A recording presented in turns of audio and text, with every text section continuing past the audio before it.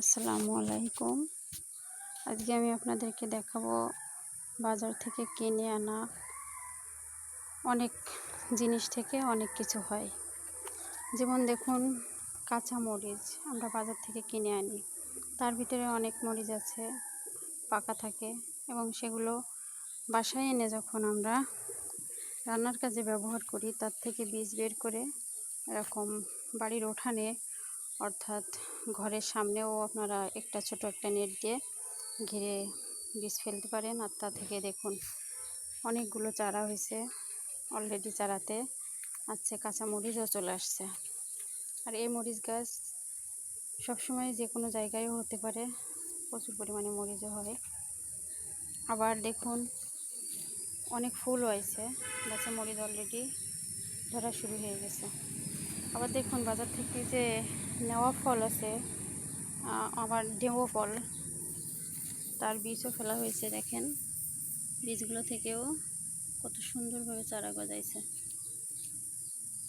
এগুলো আমরা যেখানে সেখানে না ফেলে এরকম বাড়ির সামনে উঠানে কোথাও রেখে আমরা এইভাবে চারা তৈরি করতে পারি, যেটা আমরা ফেলে দিলেও নজরে রাখি না।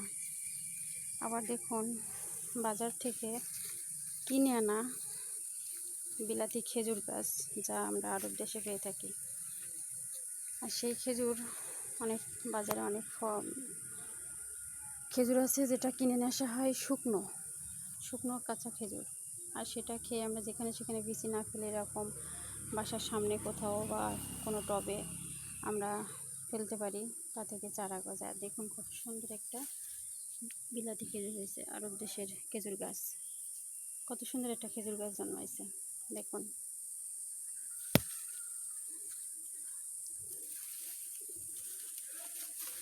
আবার আমি আপনাদেরকে দেখাচ্ছি, অনেক সময় আছে আমরা রান্নার জন্য যে আদা গাছ কিনে নিয়ে আসি, সেই আদা অনেক সময় দেখি কল হয়ে গেছে।